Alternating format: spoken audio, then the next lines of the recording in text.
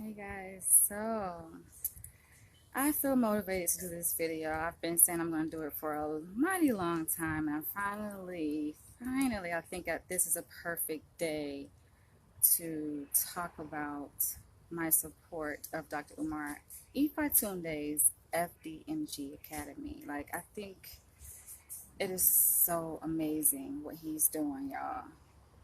The vision is so amazing, and it kind of concerns me somewhat that people are attacking him, but then again, it doesn't, because it makes perfect sense, because that's usually how it goes anyway. And I know a lot of you guys probably wonder, like, dang, why does she like Dr. Umar Johnson so much? Like, what? It's not really Dr. Umar Johnson that I like. I think it's more of his vision. I think it's his drive to give back to the Black community, to effect change in the Black community. That's what motivates me so much. That's what inspires me so much. That's the reason why I believe and support the vision, and I'm going to talk about that in this video. I feel good today. Today is a really nice day. I feel great. And I'm just happy, y'all. I'm just really happy and excited for what he's doing, for what's about to happen. Like, when it comes to visions, I don't think you guys get it. Maybe it's just me, but I get excited about visions and dreams, and when someone has an inkling to do something, someone is motivated to bring about change. Like, it's something about me that is in me that I get excited about dreams. I don't know. I even, my name of my autobiography is called American Dreamer. I entitled the story of my life, American Dreamer. The name of my nonprofit organization is Dream Pathways. And it's not a coincidence, I think, that Dr. Umar Johnson and I have crossed paths. Now, I know a lot of you guys probably are a little bit curious, wondering, like, I must know him. I never met Dr. Umar Johnson face to face, but it's something about being brothers and sisters in spirit that connects all of us, I think, and I think that's the reason why he has my support. He has my full support. And just the other day, I was online on YouTube, and I was motivated to go back to the beginning, because it's something special when we are able to go back to the beginning, like what initially motivated us when it comes to our vision and our dreams. The feeling that a person gets when they are first given a dream, a vision, it's indescribable. It's amazing, you guys, especially for people who are very spiritually connected.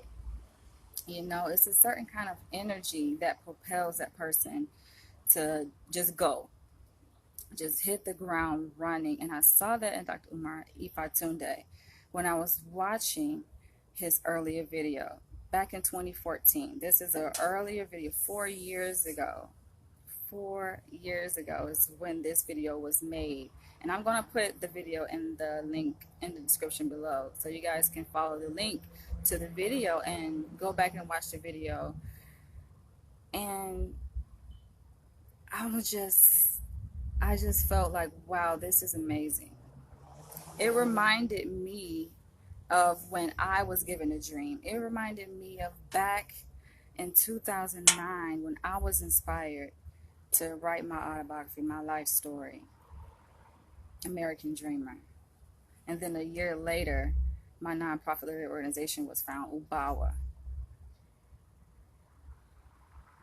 And I remember I was so overwhelmed. It's like a good feeling. You're overwhelmed because you have all of these ideas going through your mind, right?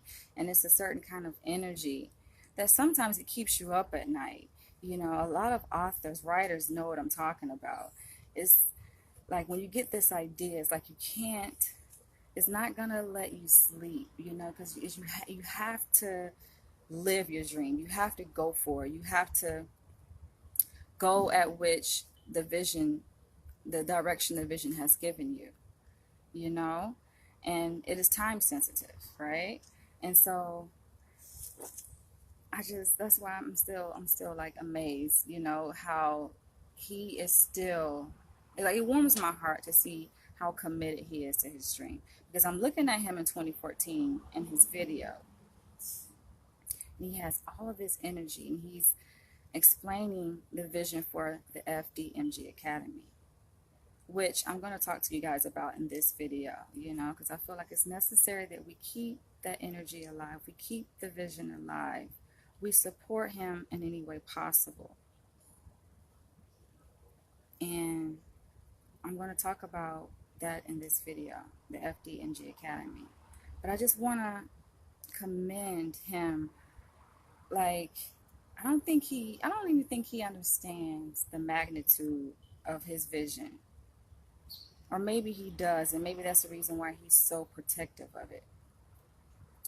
But his vision is so big. It's really it has already start to unfold, because he already works with children and teenagers face to face with his college tours. He does that every year, an annual tour, and he spends a couple of weeks with these young men, giving them guidance and direction, and being a role model for them. And that's just the beginning. But to see him voice his vision, to speak it into existence, to speak it out loud, because we know that visions take many different stages and many different forms. But to me, I think it's just the most beautiful thing to just be a person from the outside looking in, and to see when a person has this vision, because I can identify with that. When they first get this vision, it's just like they're so motivated.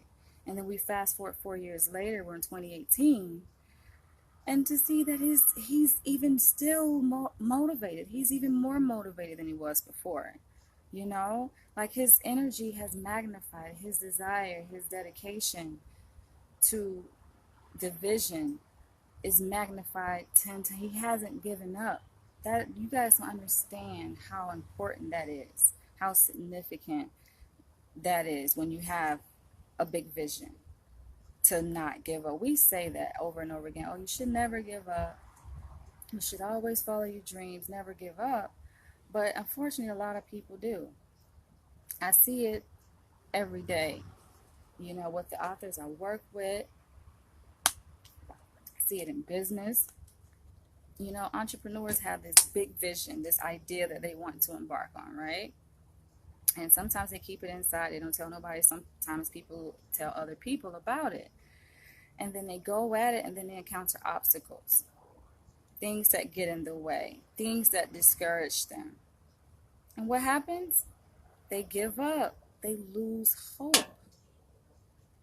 But they once had a seed planted in them. They once had this vision of being a best-selling author.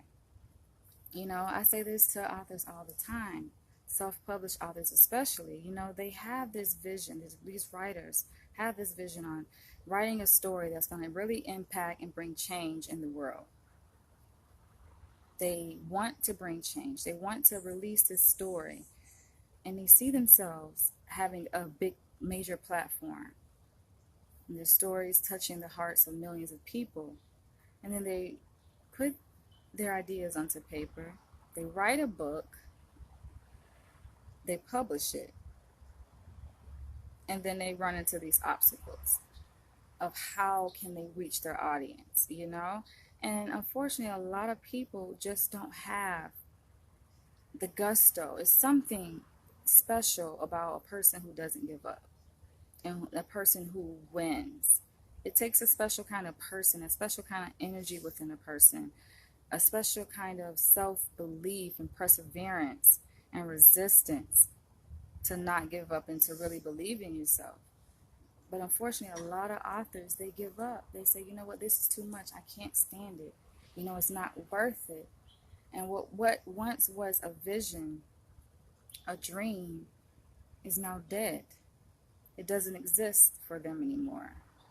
And they try something else. And sometimes people do that over and over again because they don't realize that it takes more than just a vision. You know, you really have to not give up at your vision. You have to really put in the work. It takes dedication, time, commitment. And to see 4 years later that he still has the energy, he still has not given up, despite the obstacles, despite the negative energy that has come his way. This man is so resilient. He's persistent. He's like, this school is going to happen. He believes so much in his own vision, and that's what's most important. A lot of businesses fail because they don't believe in their own vision. They have this idea for what they want to do, they want to achieve, but they don't even believe in it themselves. How in the world can you get something off the ground if you don't believe in it? But to see that he still has faith in his vision, that he has not given up, that's so important, because a lot of people just don't believe him. And I'm thinking, I say, you know what? It's been our history that we doubt ourselves. And when you think about it, it's contextual. It makes sense. We have Black African Americans have a reason to believe, unfortunately, that we're not going to be able to achieve anything in this country. That we can't achieve anything. We can't do anything.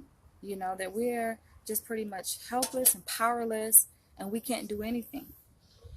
And a lot of times we attribute it to the system, the white man, because historically that's what has happened. You know, that there have been systems put in place, obstacles that have kept us from being able to do just basic things to survive, you know, let alone trying to establish an institution. You know, so we just have this narrative in our minds that has been shaped by conditioning, by society, by our history and our experiences, that, you know, we can't do anything. To say we can't is to say that we've given up. It's the difference between saying that we can't do something and saying that it's going to be difficult to do it. There is a difference. But a lot of Black people are at the point where they don't even believe that we can. So to see a Black man out there saying that he has this big vision that I'm going to talk about in this video, that is just so beautiful, to launch this African-centered school for at-risk boys, it's amazing. And he's holding on to that vision despite the opposition. Because he could easily say, you know what, this is too much for me. I can't do it. But he's already, you guys, this man has already done so much. He believes so much in this vision that was conceived back in 2013. And 2013 is a special year. But the idea of the Black community saying that we can't reminds me of Barack Obama. I think a very courageous Black leader. A lot of people, they put him down.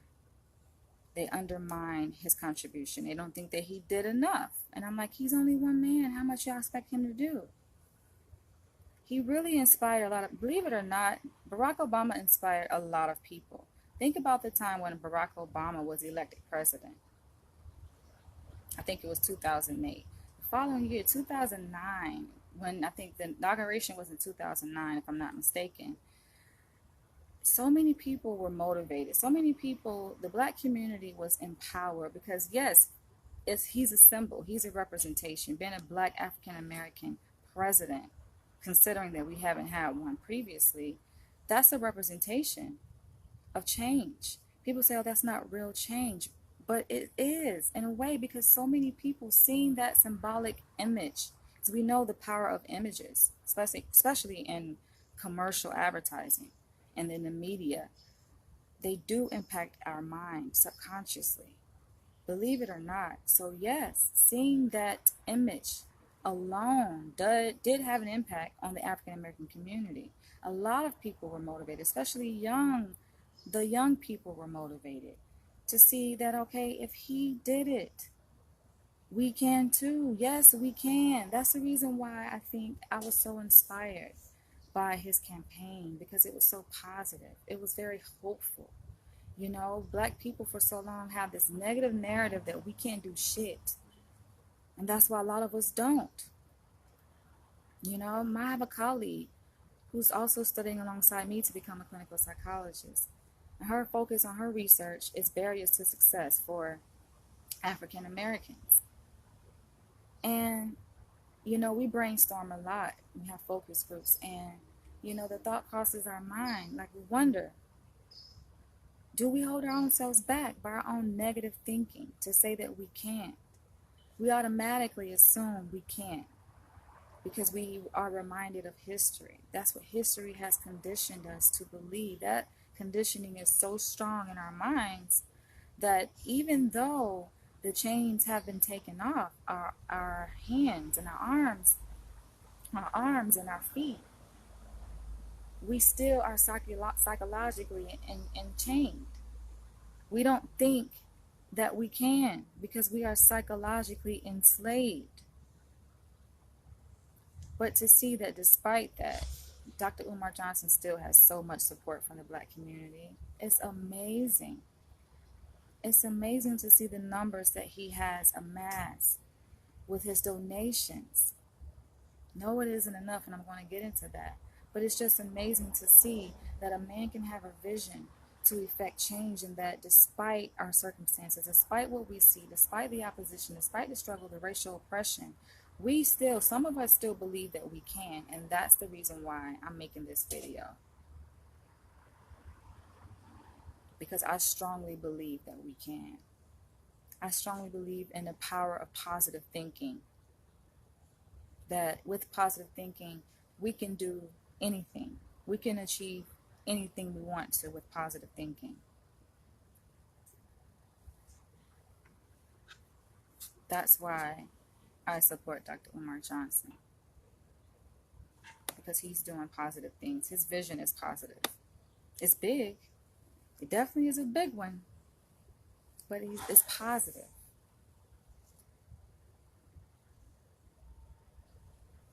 And I believe we can, you guys.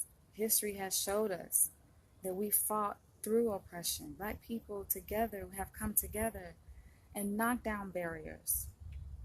Have gone places that we weren't supposed to go, quote unquote, supposedly, you know?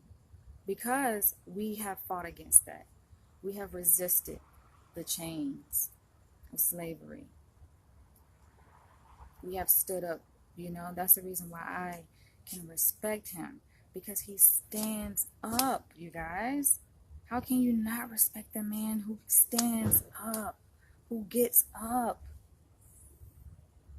You know, there's this meme that shows black people bent over and the white people are sitting around playing a chess game on the backs of black people.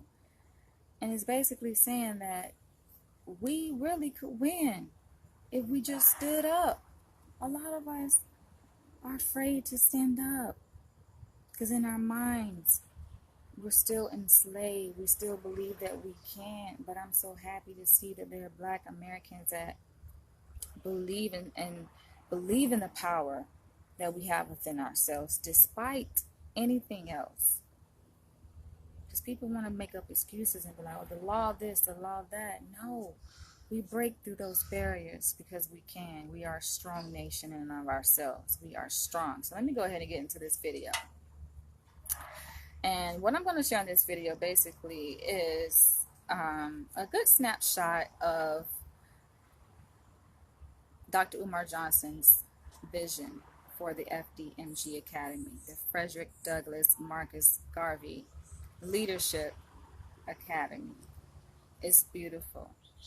I'm going to post the link below to the video where I got this information from as a resource so that you guys can go back and reference and hear more about the vision so you guys can become inspired, because there's a certain energy that he emits. That's why I like him.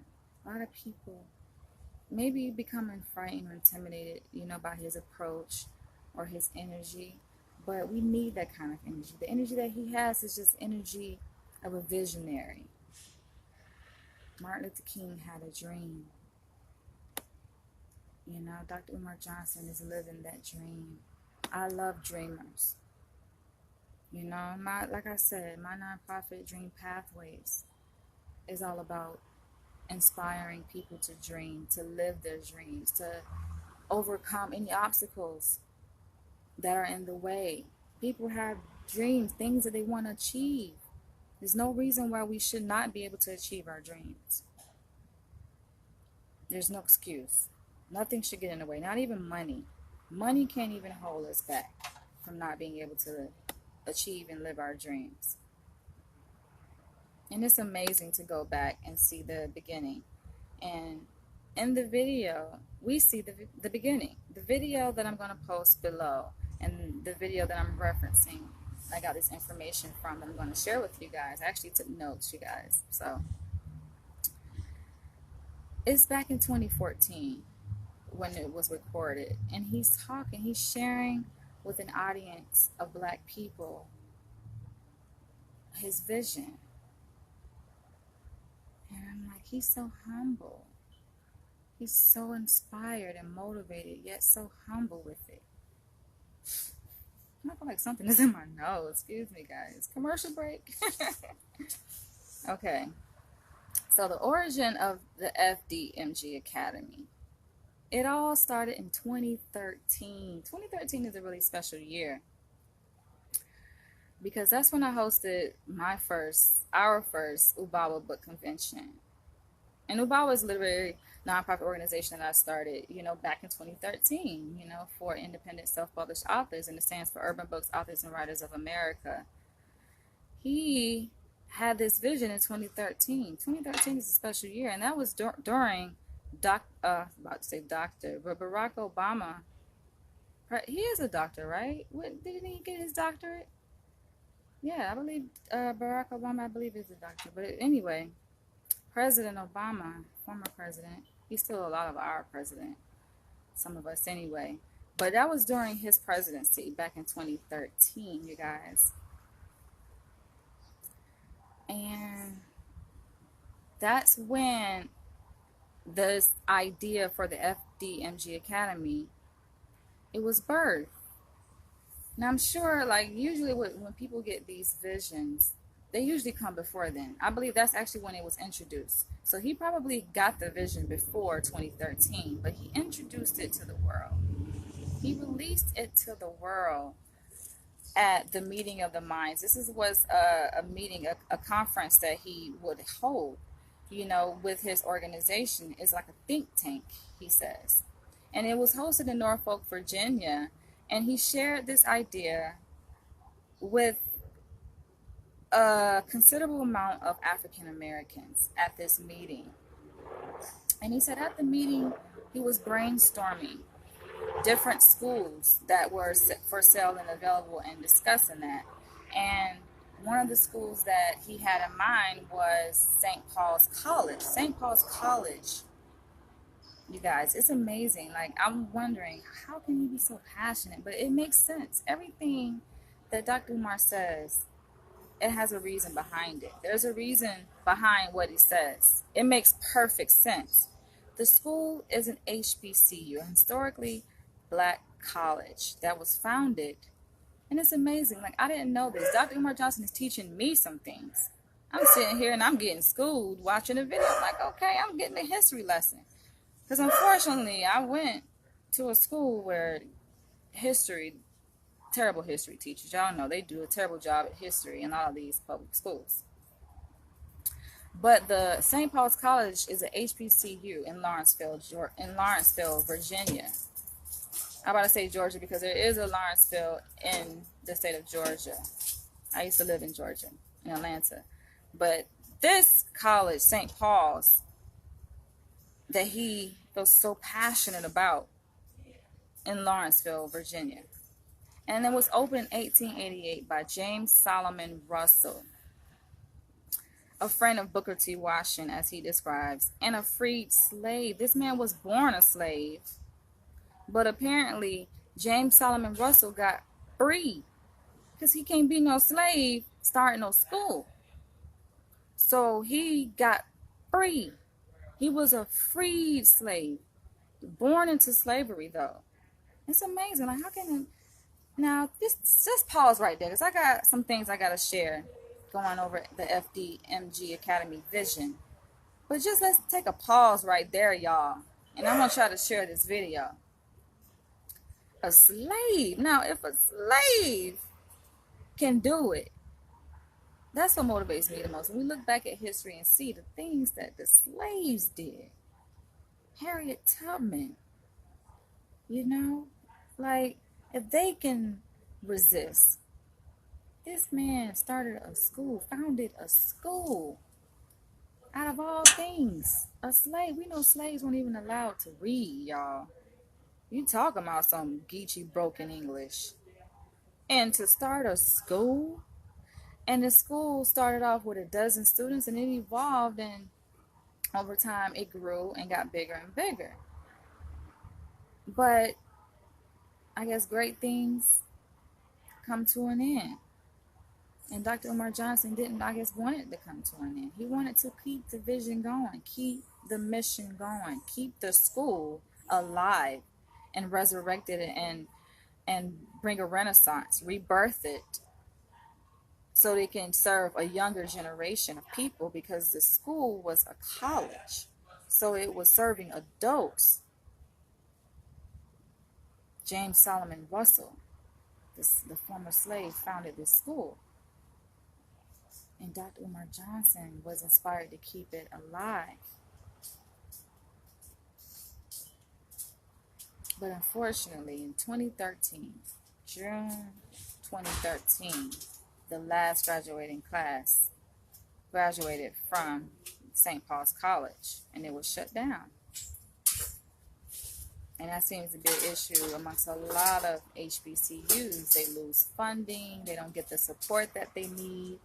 And, you know, but he wanted to keep it alive, you guys. That's why he got really attached to the school, I think, you know. And that happens a lot, you know, when we're feeling our energy.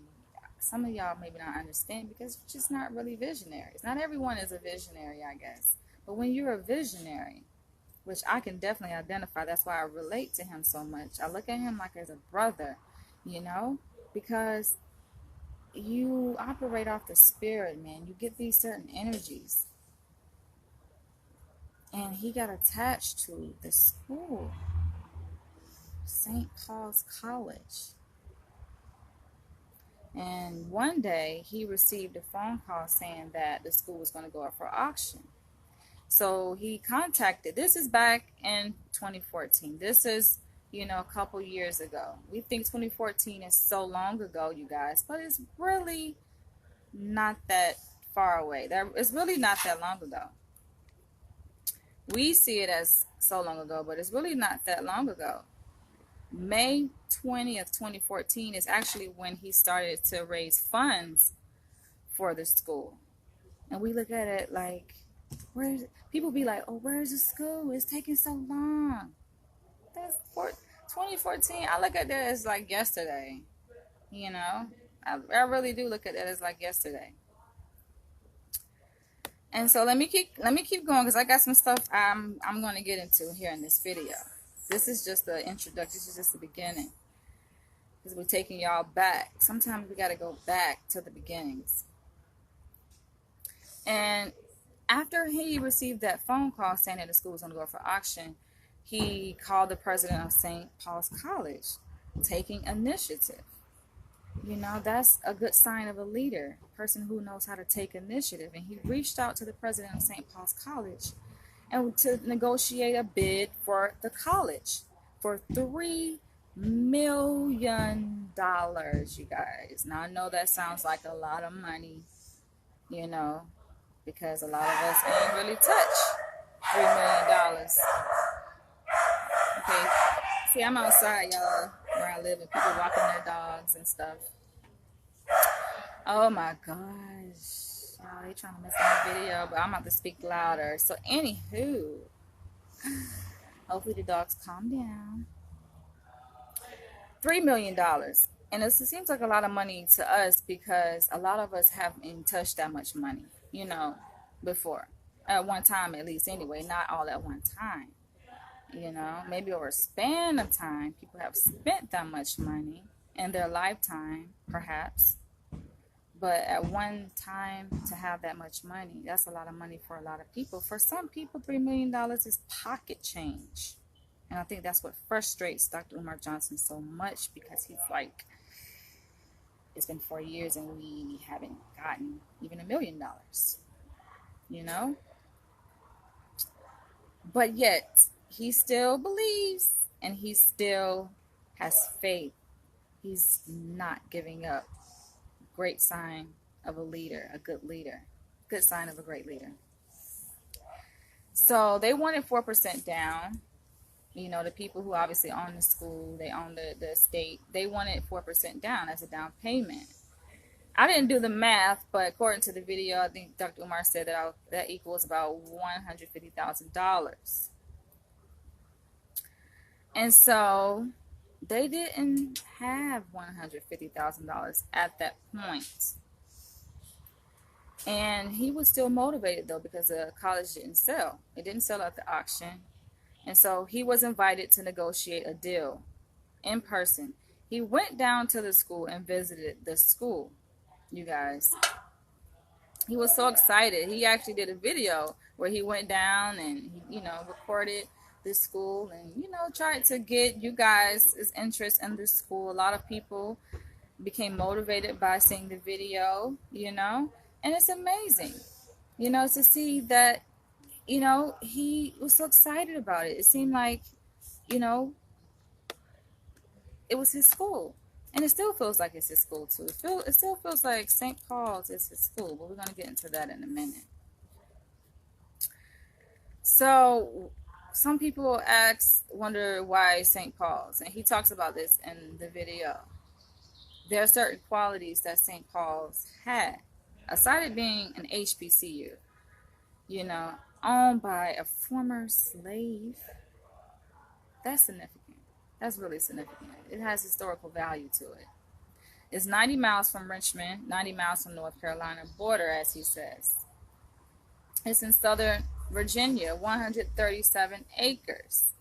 Now, this is an interesting part that caught my attention, because he said that the school altogether had 500 acres, but they ended up selling 300, so it left only 137 acres left for sale, which Dr. Umar Johnson, with the excess acres, if he was able to buy the entire 500 acres, he wanted on the surrounding part, because he had the school and there's surrounding acres surrounding the school. He envisioned to create a Black Wall Street. Now, I know a lot of y'all be like, oh, that's grandiose, that's over the top, that's too big, but I don't see that nothing is too big. When it comes to a vision, nothing is too big. I feel like nothing should get in the way of a vision. Nothing can hold back, not even money. No, you don't have the money. And a lot of times people say, oh, well, you're just thinking bigger than your pockets. It's like, no. The way I see it, I guess it's a bottom-up approach, as opposed to the top-down approach. So I look at it like, okay, get the vision, and then you will find a way. If you were given a vision, you will find a way. It's not that you have the money and then you think of a vision to do with your money, I look at it like sometimes a vision can come to a person who don't have no money. A big multi-million-dollar or even billion-dollar vision can come to a person who don't have no money. And he had a vision to create to engineer a Black Wall Street, which I believe is still alive. A big vision takes big money. I remember when I was a Christian, I was going to church, and I went to one of the biggest, most popular churches in Jacksonville, Florida, Bethel Baptist Institutional Church, BBIC, with Rudolph McKissick Sr. and Jr. And one of his favorite lines was, ministry that is extensive is expensive. I know y'all probably laugh and be like, oh, pastor's trying to get people money. But no, sometimes people don't get that not all pastors are out to get your money. And some pastors are actually out because they set out for a vision and they want to create institutions for the Black community. BBIC was an institution, that offered many different services for the Black community, different programs for the Black community, and it's still there. It still sits in Jacksonville, Florida. It's been a while since I visited, but I'm going to go back and visit. No, that dog barking. So yes, it costs money. Big visions cost big money, and this is the vision that he had for Black Wall Street. He said it would consist of teachers and parent houses. So the teachers that taught at the school, the parents of the children could live there on site if they choose to, because it would be a community of people. You know, African center, gas stations, supermarket, daycare centers, cleaners, fire department, having a police department there, you know, on site. And he said eventually it would grow to become a city within itself, an incorporated city. He said the school, this is how he expressed, he said the school would be the foundation for a 21st century Black Wall Street operation. I'm like, wow, that is genius. Now, y'all say that he is secretive, he's private, you know, he likes to hold his stuff. And I'm like, no, he's very transparent. He's updated, he's giving you guys updates. By the way, the video that I'm referencing in my video, he's so transparent. That was an update video of the progress. And at that point, he had raised nearly $100,000, and we're talking about in 30 days. I'm like, that is amazing. Y'all may think that's nothing, but no. Most of y'all don't even make $100,000 a year. So we're talking about raising somebody's salary, a whole family's salary, to take care of a whole family for 365 days type of money. That is big, y'all. You know, but he has, his vision is much bigger than just one family. His vision, you know, is going to impact many families. He's already impacted many families because his work speaks for itself, and you guys can go watch the work that he's done. But we're talking about a community, a city, a nation within a nation. And you guys are doubting his ability to be able to do that because you're thinking contextually, you're thinking historically about society. I get it.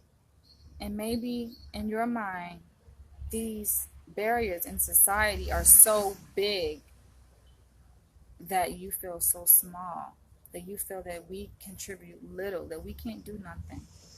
But I'm here to say, oh no, we can. Yes, we can. Yes, we can do what we want to do in America. America is for us.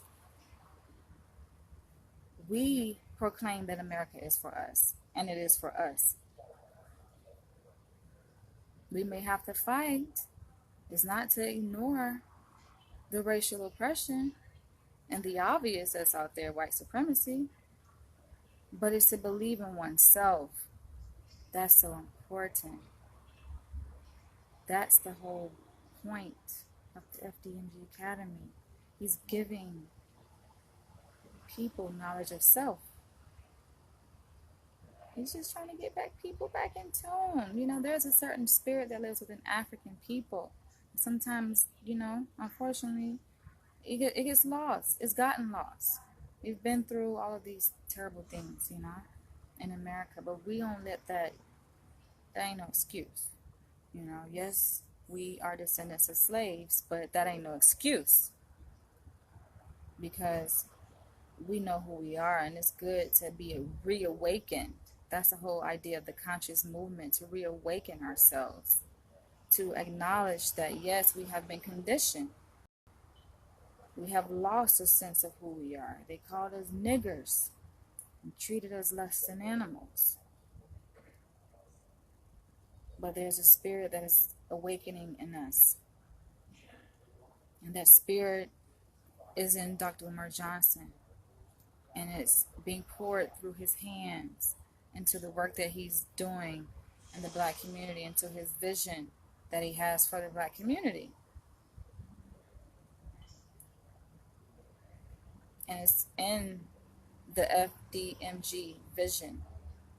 It's there. And it's beautiful. in white America, they're gonna love it. A lot of them already do love it. White people support him. You don't just get support from black people, you get support from many different races, many different nationalities, because he is about positivity. It's all about positivity and equipping your people that you love with the tools to be successful. That's it. And I'm going to go and read some of the details of his vision.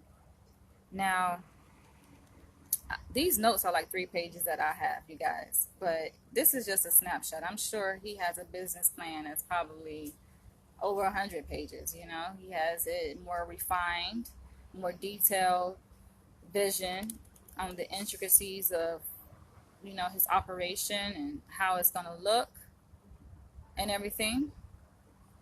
But this is just a snapshot, and I'm going to obviously talk to you guys about it. But I'll probably, most likely, since I do have a copy of it in written form, I'll probably share it with you guys in the description below, so you can read it, because it's helpful to not only hear it and to see it, but to be able to read it, and you guys can share it and talk about it. And some people may make fun. Of course, people gonna make fun of your vision. Everybody, y'all have a vision, I'm sure. Some of y'all vision may not be as big as his. It's not about comparison, but there is a certain size and magnitude, and we have to put things into a certain perspective because, yes, certain types of visions take a certain amount of time to bring to fruition. And I think it's really unfair that people are expecting and are very impatient, expecting it to happen overnight, like miraculously. Even if the money was there, let's say it cost $5 million, right, to get this school off the ground. Even if it was there, it still is not going to happen that fast. There's so many things that have to be in place for a school, an institution to open, especially residential. That is a special thing about this, which I was about to get into next. He says that he was attracted to St. Paul's College. It's like his little dream school, right? And dream location, because it was small enough for a college, but big enough for them to be able to manage, big enough for the vision. It was the right size. And I say was because I'm going to talk about that in a minute and why it was and not is. It had dormitories, because this was a school, a college. Colleges, they have dormitories. Students live on campus when they study for their degrees.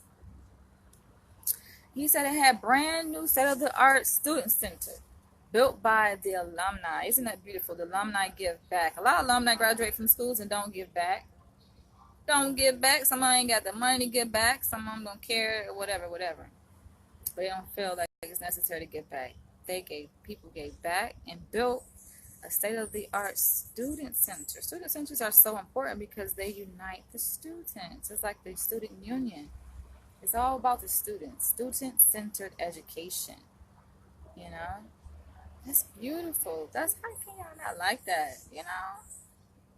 Stop hating on people's visions. That's why you can't tell people your vision, but sometimes it's necessary because you need their support and you want their support.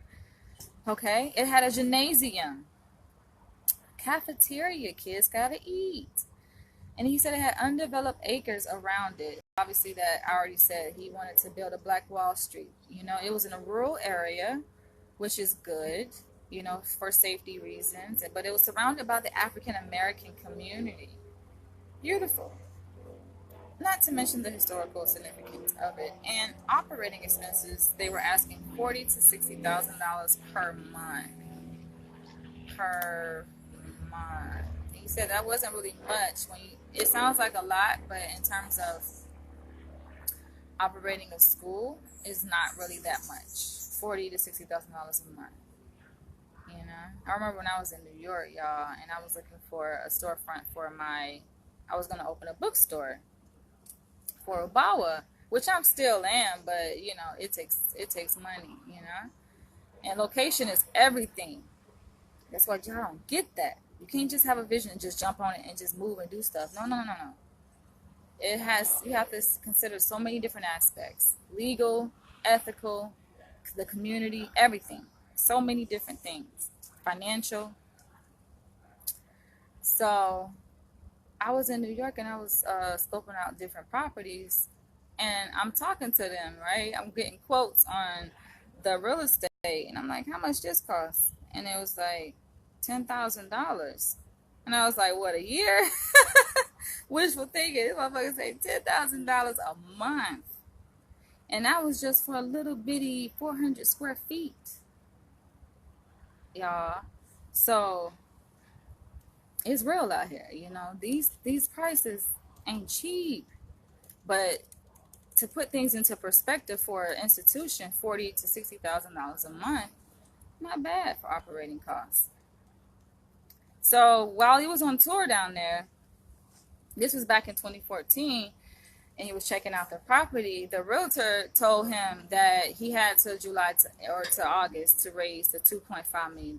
Like, that is hard, y'all. That is, and to raise money, I respect him. I admire him. Y'all don't get it how hard it is to raise that amount of money in a small amount of time. Some of y'all may say, "Oh, that ain't nothing, $100,000 in 30 days," but that's good, you know. 100, I think you say actually $150,000. You know, and it's, yes, it's all relative, right? And it's all proportional to how much money people have. Because if you got a lot of money, with some people, they pull that in a matter of hours. Like, some people make that kind of money in a day. You know, some people make $100,000 in one day. And sometimes some people make that in one day and they be mad as fuck because they usually make $500,000 in one day. You know, so, but you know, he still has hope. He's still fighting $2.5 million, and that's in them having to raise that in a matter of months, you guys, back in 2014. And obviously, he didn't raise it because he's at 700,000 now, you guys. $700,000 now, 2018. Which I still think is good. I guess, you know, that's what happens with because he used GoFundMe platform to raise the funds. And with GoFundMe, it's like, it's good because you're able to share the fundraiser, right? And social media, we know social media sharing is so important. Like, having a presence on social media is important to any business because that's where people live, you know? So it's good that they have the built-in mechanisms that you can share, the social media links that you can share your fundraising campaign. But the trend, how it usually happens is that you have a lot of money, you raise, you know, the campaign may be going well in the beginning, right? Because it's new and people want to help. But over time, it's like the support dwindles over time, you know, and it goes down. So it starts high and then it goes low. But that's, I think, with any, especially if it's going to be an ongoing campaign and fundraiser, that's going to happen. You have your highs and your lows, and you know, you keep going up and down, but you don't give up. You know, and there's different strategies that can be used to raise money. And I believe that perhaps if some of y'all haters would just chill out a little bit, but no, you know, the haters serve a purpose too, I believe. You know, because sometimes haters can bring more attention to it. But if people are saying and gonna lie and put out false statements and be like, "Oh, he's stealing the money," that's not good. I don't know if that kind of publicity is good publicity. There's a saying that any publicity is good publicity, but I don't know if that kind of publicity is necessarily good. You know, like, going to that extent to say someone is a fraud, that's serious. We talking about serious stuff. That's like saying somebody is a rapist. I don't think that's necessarily good publicity for anybody's campaign to throw that kind of negative shade on someone, because you're trying to destroy a person's character, defame their character and their reputation, which I made a video about that. you know? And I did break down in tears because I realized that although people attack people and it hurts, and we have to go through that stage, that process of being attacked. Sometimes, unfortunately, I mean, it happens to a lot of businesses. It's competition and just people. It happens, you know, and you go through that. And but the funny thing about the ironic thing about it is that on the other side is beautiful. It's like you go through that, but then you come out stronger, and you realize that that served a purpose, a beneficial purpose to your mission. So while it may seem like it's setting the vision back with all of these negative statements, false statements against Dr. Umar Johnson, saying he's a fraud, saying he's stealing the money, which he hasn't touched the money. He has even put out statements saying that he can provide proof. And you guys, maybe you guys missed the updates. Maybe I don't watch all of his videos. You just watch little tidbits and want to take that and create another video and just go off on the rim. But maybe y'all missed the update, the memo. But he puts out updates frequently. He tells us. He's so transparent about what's going on with the FDMG Academy. You know, so I get it, y'all are impatient. I get it that you guys have been conditioned to believe that black people can't achieve nothing, right? I understand that. But we as a black people, we have to be stronger than the negativity, you know, of our past. We have to rise above that. Rise above the negativity. Believe that yes we can. And we know that you gain more when you support people, when you're positive. We can get further as a community. Trying to use reverse psychology on him and saying, oh, he ain't gonna build a school, to try to motivate him to build it. I feel like you can get further, actually. I mean, that's one tactic, but I don't know how effective that is. As opposed to asking yourself, well, I see that it's difficult. I see that it's a major task for him to achieve, especially alone. So what can I do to help? Maybe I should reach out to him to see how I can contribute, which we're going to get into here in this video. I'm getting close to wrapping it up. But I understand that a lot of you guys are discouraged and you're impatient and you just want to see the school. And I feel like it's good. That's why I'm thinking this school, the FDMG Academy, is the most requested school in America. They want this school bad. They want this shit better than the motherfucking crackhead want their crack, y'all. They want it. They like, where it's at. They scratching for it, you know? And every time Dr. Umar Johnson get on and do a lecture or, you know, do a live video, it eats y'all up because y'all just like, wait, my crack. You know, it's like that's how bad the black community need the school. As bad as a fiend need the drugs, y'all, you know, because, you know, it is going to bring about change. And black parents and black people, we tired. We tired of the public school system. We tired of being uninformed because it's stuff that we need to know about and black people don't know about. Or we learn it too goddamn late.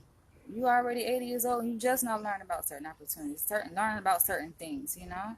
And it's just like, no, it's certain things certain ideas that he has in mind that he's going to bring and educate young minds.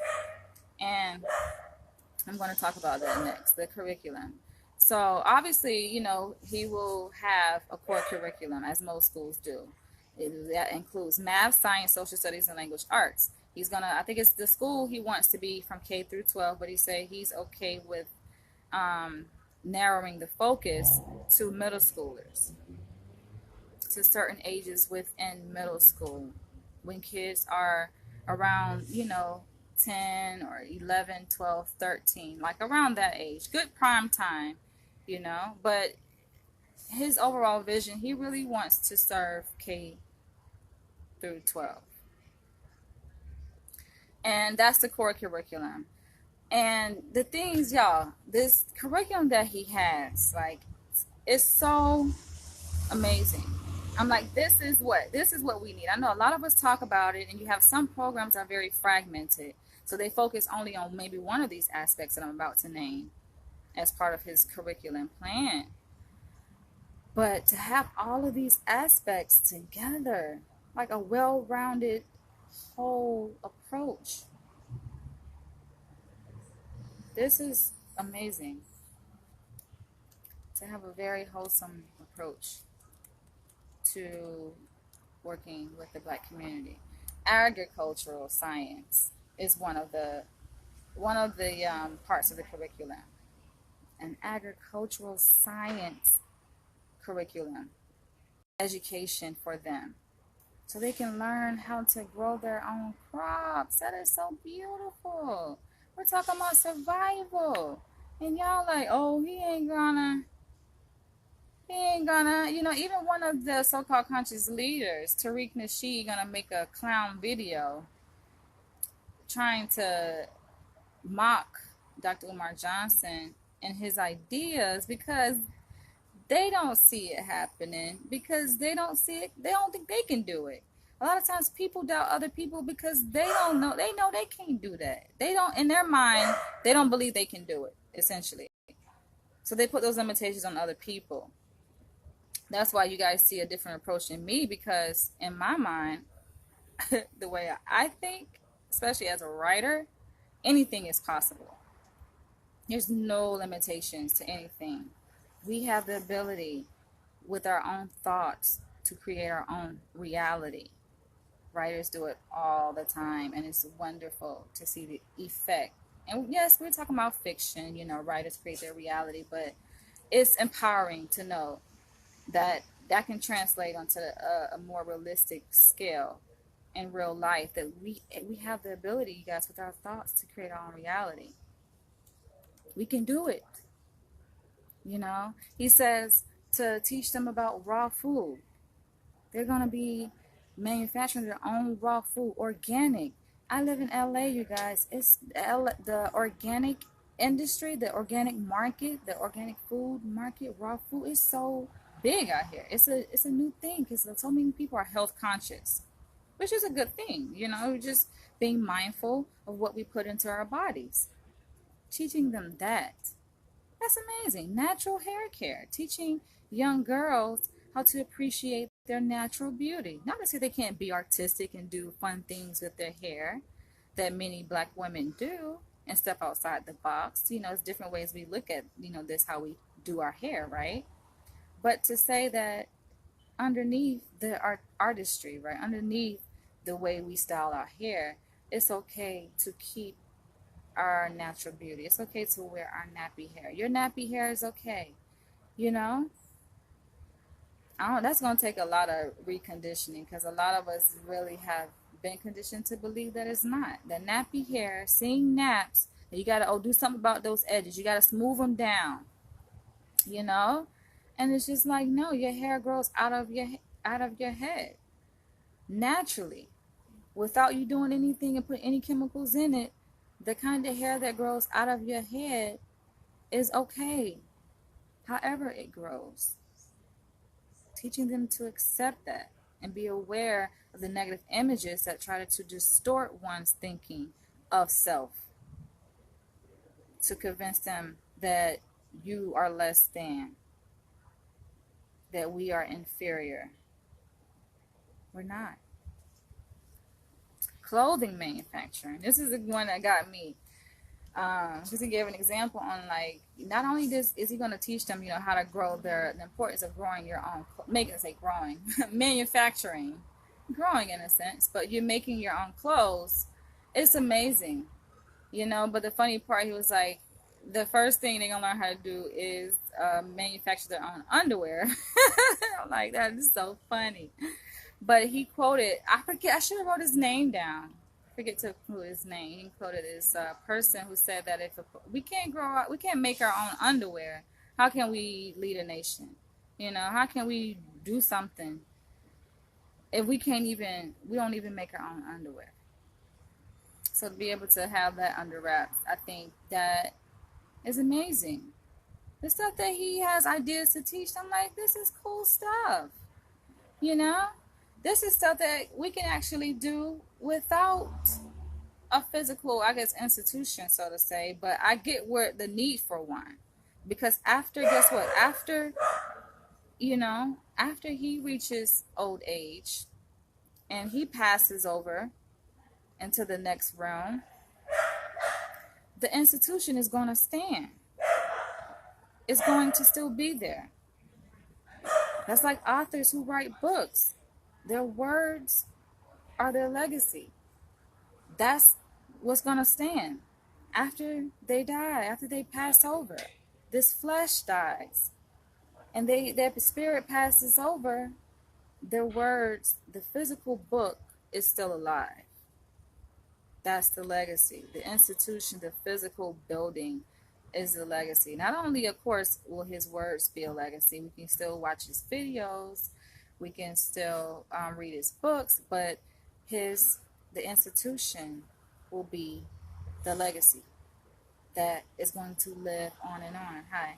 And people, America is going to embrace it. White people, Hispanic people, Irish people, Italian people, they're going to love it. Why? Because you can't have nothing but respect for people who respect themselves, who are doing great things for themselves, their own community, and they're not waiting on a handout. They're not waiting on somebody else to come in and fix it for them.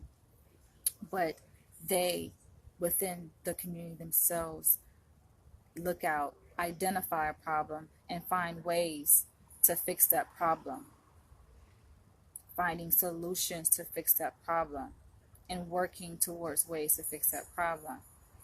He's working. I say, he ain't doing nothing. No, raising money is doing something. That is doing something. The fact that he's raised nearly $1 million, that's something.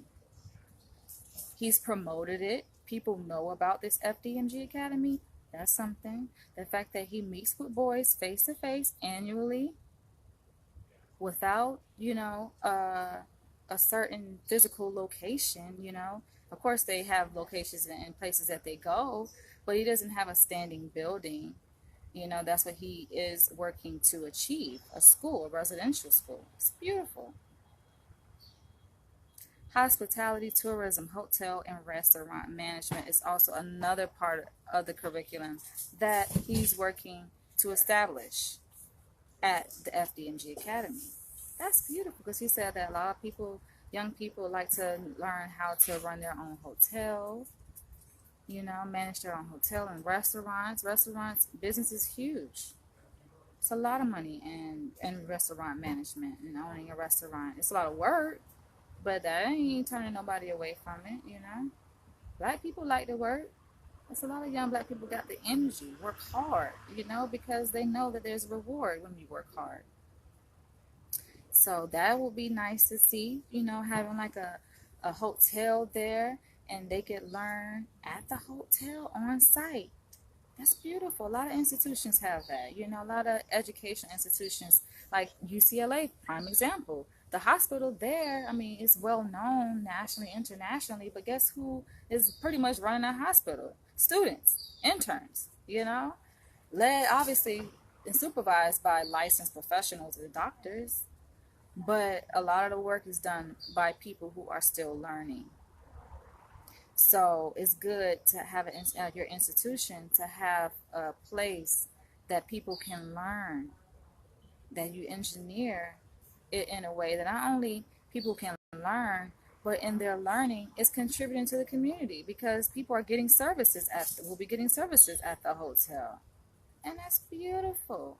That will, imagine these little things, these parts of the curriculum that he's talking about, agricultural science, the raw food, organic, teaching them natural hair care, clothing manufacturing, hospitality. Just imagine the impact it's going to have, teaching these kids these things that are very important, that they need to learn, that they want to learn. It's not so much that, oh, you're forcing them to. No, these kids, you have kids that want to learn this types of stuff.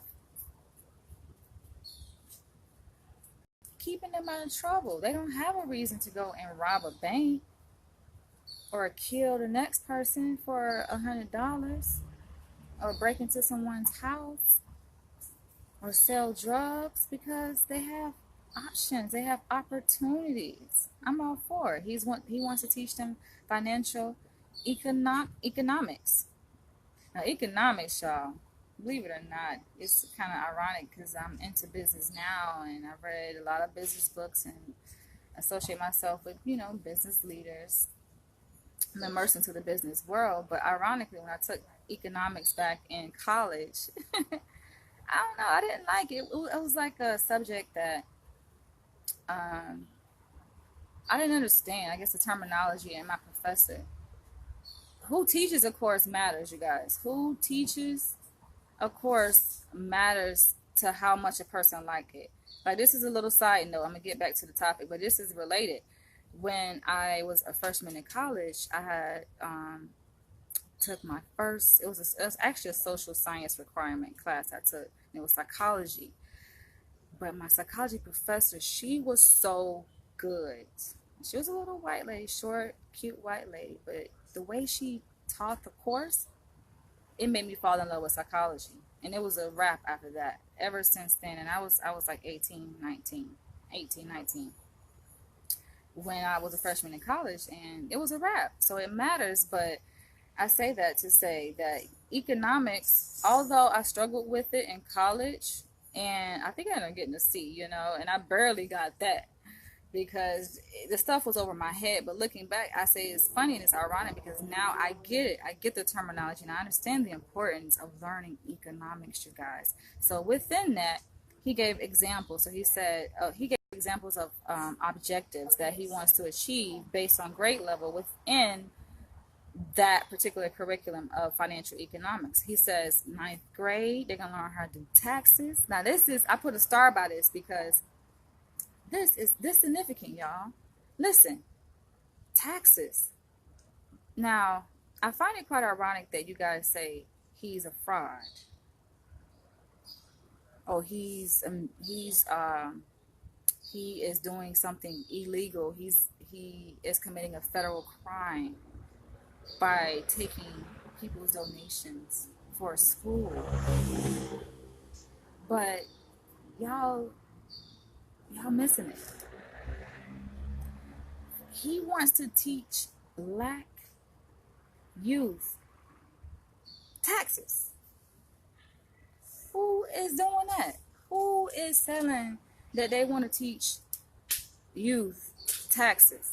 How to comply with legal requirements, legal standards. How to be basically a good citizen in America. So that's a crime? That's what we know. We know the hate is a joke, y'all. We know it's a joke.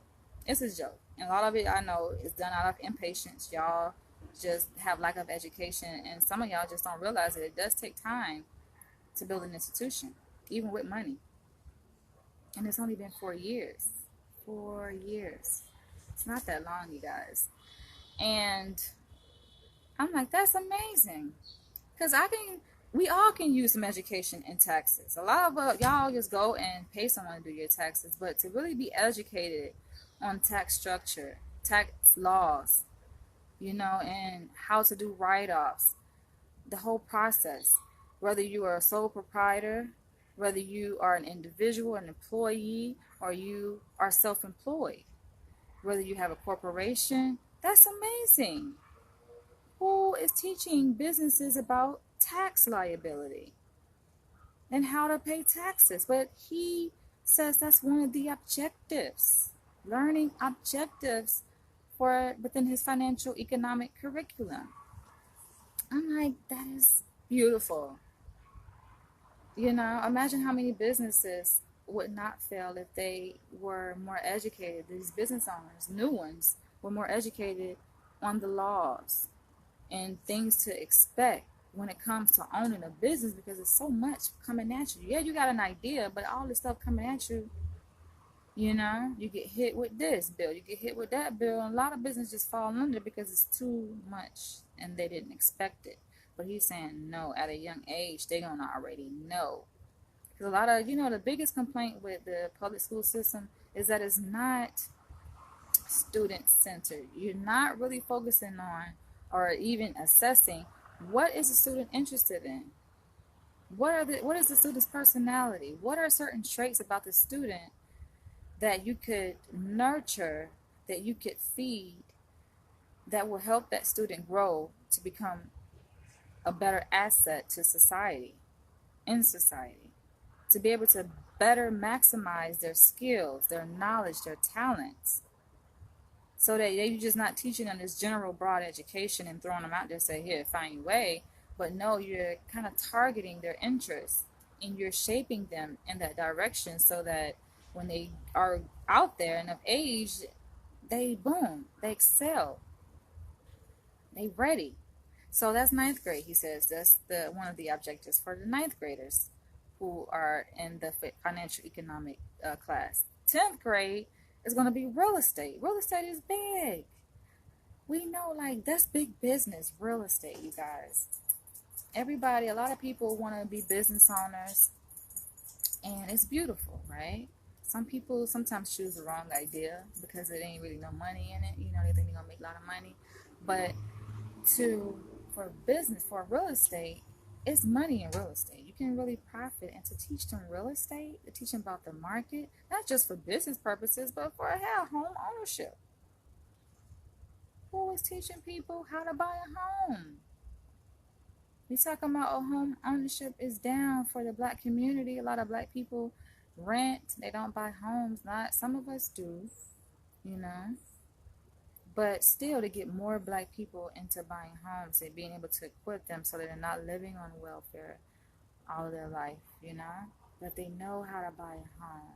Their systems set up so that we don't get ripped off by banks because of predatory lending practices who prey on the poor, you know, or the less educated because we don't know all the ins and outs of the real estate industry when it comes to buying a home. Buying a home for most people is the most expensive, the largest purchase, financial purchase they would ever make. You know, so that is big. 11th grade, he says he's going to teach them how to create a business plan. And I know a lot of adults, I get hit up a lot by authors. They're like, they need guidance. They don't know. They're like, you know what? I have an artistic ability. I know how to tell stories. I know how to write, but I struggle with making a profit. Who doesn't want to make a profit? Who doesn't want to survive? You know, self-sufficiency and being able to be financially independent is so important. And having a business plan, you know, that is like the compass for your business. It starts with a business. Well, it starts with an idea initially, you know, which I think is just beautiful. I'm doing this video because to see Dr. Mark Johnson's idea, you know, evolve into a real business, a real organization, you know, like that's what people want, the tangible. They want to go and touch it. They want to go and walk inside. They want to go and smell the chalkboard. Well, nowadays we don't use chalkboard, but we use the marker board. They want to smell the markers. They want to smell the books. They want to smell everything that he's talking about. They want to smell it. They want to taste it. They want to see it. People are just tactile. You know, they go off, you know, their sensations. So that's beautiful. 11th grade business plan. They're going to know at least if they have an idea, because that's the thing. We think that it's not until you reach adulthood that, oh, you somehow figure out what you want to do. Sometimes it happens. These children are in school and they got these ideas. I mean, y'all don't understand how sacred that is. It's so beautiful to see when a person has this idea so ripe in their minds, you know. You don't want it to die and shrivel up and die and dwindle. We want to feed that. We want to nurture that. He's saying that in their 11th grade, it's still young, 16, 17 years old, that we're going to nurture those ideas and how we're going to nurture it with a business plan. We're going to think through the different aspects of what they would need to bring their ideas to life. Beautiful. I know a lot of young people would love that. 12th grade, now this is big, y'all. 12th grade, he say, stock market, multi-trade, international commerce. That's big. Big words. Big words. Big money. You know, but I'm like, look at that. Oh my, what the hell, y'all? I'm getting visited by These little, I don't know what that is. What is that on my screen? Anyway, um, that is big, you guys, and I'm sure he can get some help from people in New York because that's where the stock market lives in New York. I'm just like, that's big stuff right there. That's major. That's major. And then he talks about military science, basically how to teaching the kids how to survive off the land. I think they do that like in Boy Scouts, teaching them how to survive, man, how to make it. You know, that's beautiful. That's beautiful. We need to stop this narrative. We need some narrative therapy in the black community. Change our narrative on what we think we are capable of doing. We thinking about, a lot of y'all be thinking about the master. You think, oh, they ain't gonna let us do that. Yes, they gonna let us do it. And everybody will be welcoming into that. So worried about what other people think. It's gonna happen. Oh, the white people, they gonna be threatened by that. They don't want us to survive. Yes, they do. They want us to survive. If they want us to survive, we wouldn't be surviving. We survive not only because we have it in us to fight and survive, but because other people see that we're human beings. Don't stop carrying the same narrative how it was back in the day. That all white people just want black people to die. Because if they did, more of us would be dead. So it's not like that, you guys.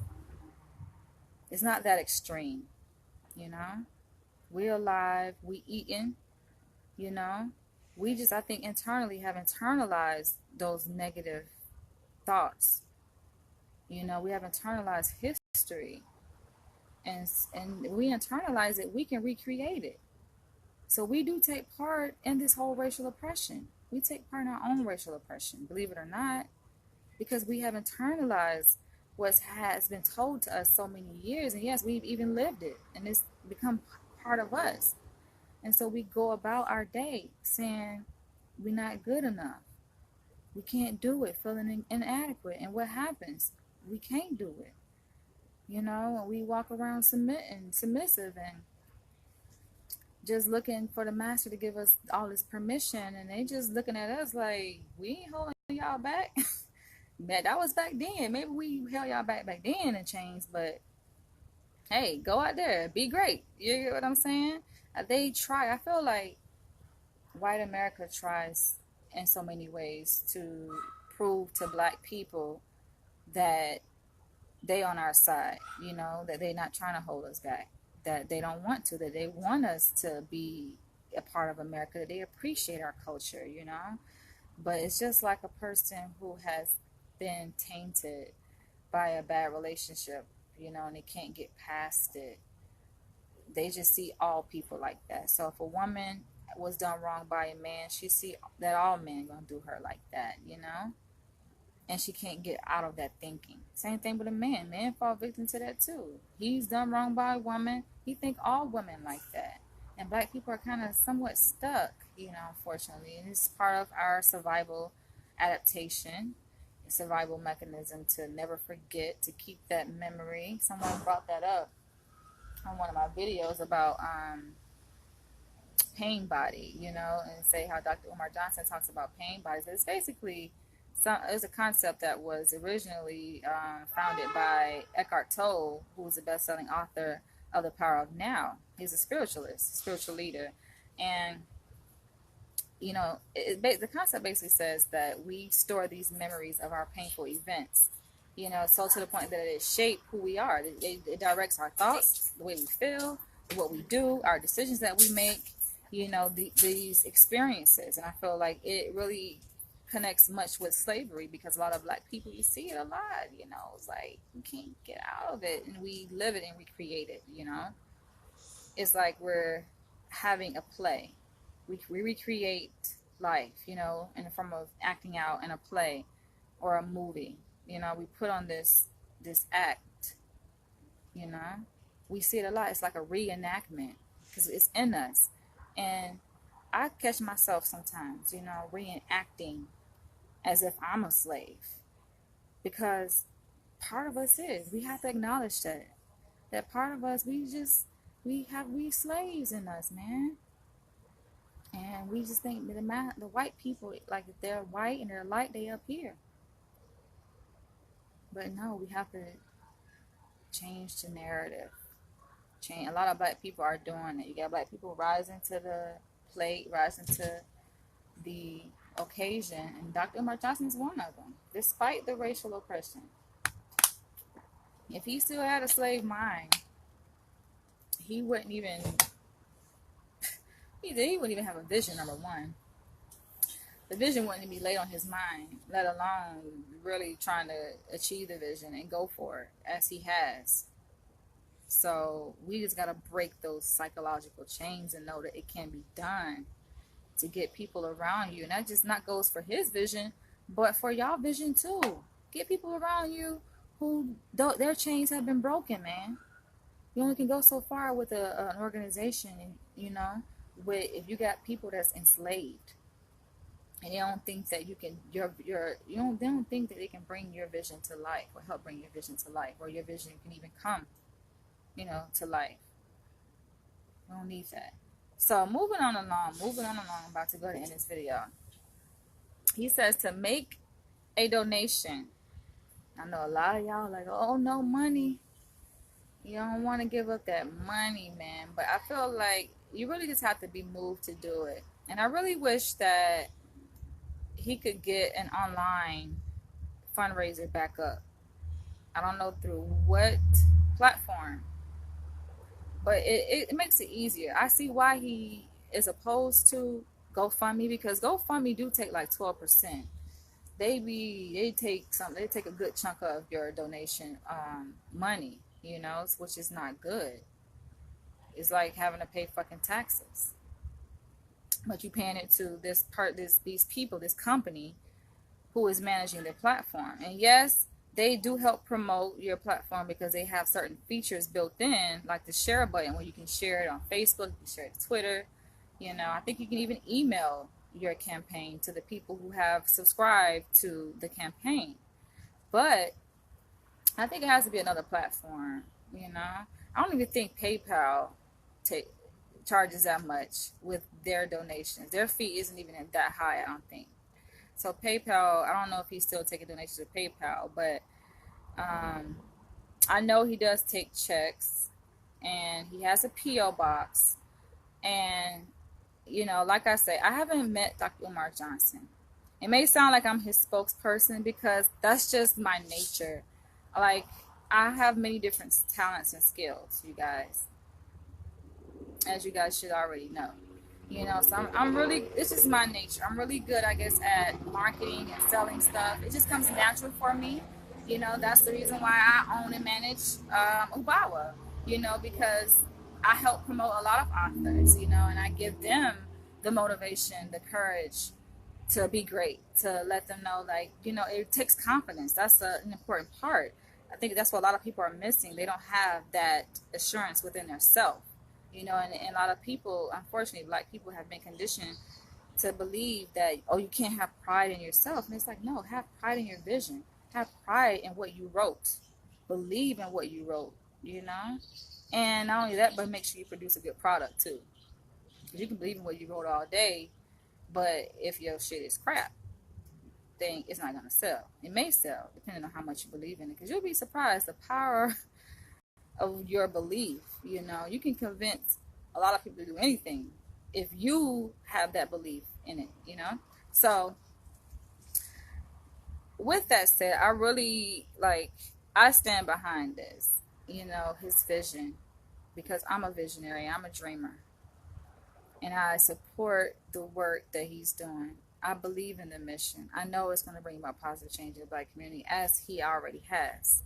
It's just going to be on a much bigger scale, because I don't think I mentioned, but he says that, I probably was going to get to it down below, but he also said that the capacity of the school, he envisions it to be 500, at least 500 students. So that's on a much bigger scale. And we're talking about students coming in. It's going to be revolving doors. So students are going to matriculate through their education from K through 12. But as students matriculate through K through 12, more students are going to come in every year. So it's going to be impacting numbers and increasing numbers of students, which is beautiful. And then the thing is, when you open one institution and is successful and you have a system and a rhythm to it set up, you can replicate that and open up more.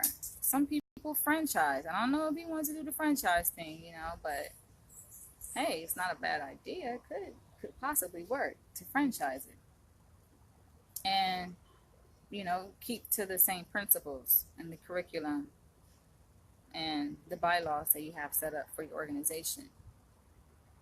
So for you guys who feel motivated to donate, because like I said, I never met Dr. Umar Johnson. No, I'm not a spokesperson, although it may seem. It's just I have a natural tendency to give back to my community. When I feel inclined, when I see something good, I support it. That's the reason why I founded Ubawa. I see something good. These authors have works that go unnoticed.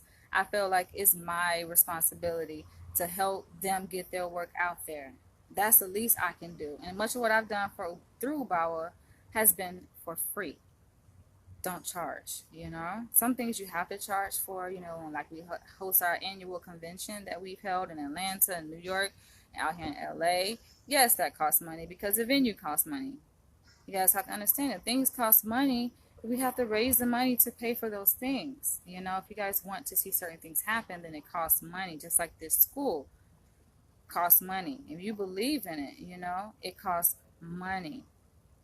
It would be great if, let's say, the goal is $5 million, that 5 people can just donate $1 million, or one person can donate $5 million. That would be beautiful. Right? And then you guys can continue to donate because an institution does not stop accepting donations, even though it's fully functioning and running. Every institution accepts donations, private donations, donations from angel investors, So this is where you donate. Guys, take out a pen. You have a pen, piece of paper. Take it out, write it down, even if you don't have no money, who knows? You can write this down, and then God may lay some money upon you. At least you will have the direct address if you wanted to when that money comes. When that money comes to you. Because that's how usually it happens. The universe works like that. You can not have any money, but you have a desire to want to help. So in that desire, like I say, you take one step, God will take two. You take the first step to write down the information. That's the first step.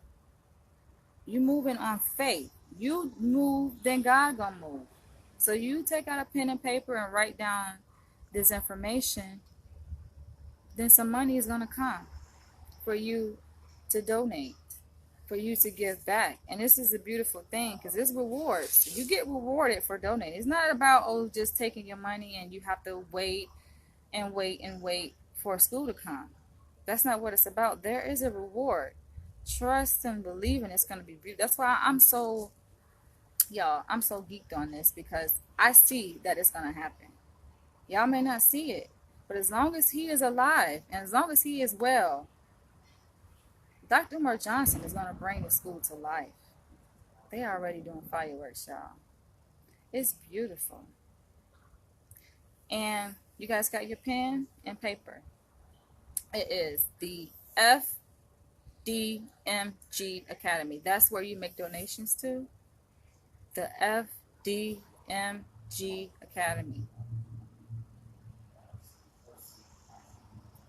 And the address to mail the money order or check. Because I don't think he's taking online donations, unfortunately. So you make your check to the FDMG Academy. You mail the check to P.O. Box 6872, Philadelphia, Pennsylvania. I believe that's his current P.O. Box. I hope. I believe so, you guys. Now, I Googled this, and I've heard him say this. So I doubt he's changed it. And that's another thing, which I'm going to get into like in a minute. That whole thing about a website. We need to get that. He needs to get that website back up, man. I don't know what happened to his website. You know, he was under investigation because y'all were making false reports against him, unfortunately. But the vision is still alive. Can't kill someone. Y'all trying to, some of y'all, not most of the black community, but some people who are hiding behind the screen and are misinterpreting his efforts are trying to destroy the vision and trying to destroy what he's doing. You know, but I believe that he's gonna get his website and all this information. It'd be much easier to have all this information on a website that people can go to. Because yes, there's Facebook, but that is kind of, you know, so many posts on Facebook and some things sometimes are unclear, you know. But a website that people can go to, or even an app, I think an app would be better because people hardly even go to websites, but people are on their phone, and apps have this mechanism that where you get notifications, so it's just a good way to communicate and stay connected. All right, so the address, P.O. Box 6872, Philadelphia, Pennsylvania 19132. His email address is, so here's his email address. So in case you guys need to verify, I'm giving you all of his contact information. So you guys can reach out to him if you want to donate. It's not a secret where you can send the donations to. And he says that anybody needs to know, the information is already, he put it out there. He made an update to say that you can contact, not you guys, but people in authority can contact his bank to verify that no funds have been withdrawn, and apparently no funds have been withdrawn.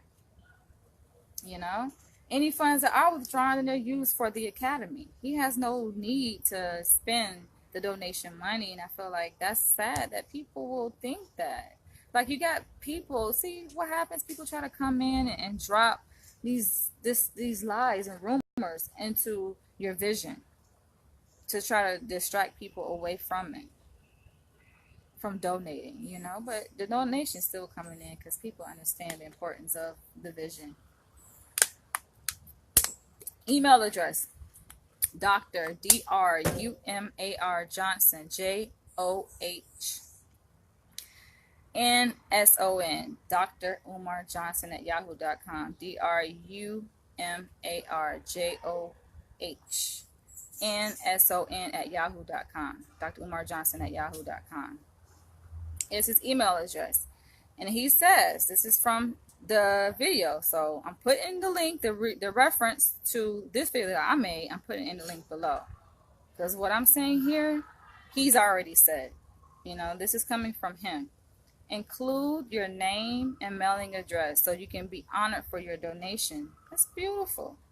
So a lot of people like to be recognized. There's nothing wrong with being recognized, right? If you made a good deed, then, you know, I think you deserve a nice pat on the back and some recognition. So he says, if you contribute $1,000 or more, you will be named as one of the founding mothers and fathers. That is big. Now, and I think that's a low threshold if you ask me. 1,000, we're talking about an institution that is millions of dollars. But he says $1,000. You can be honored as a founding mother, father.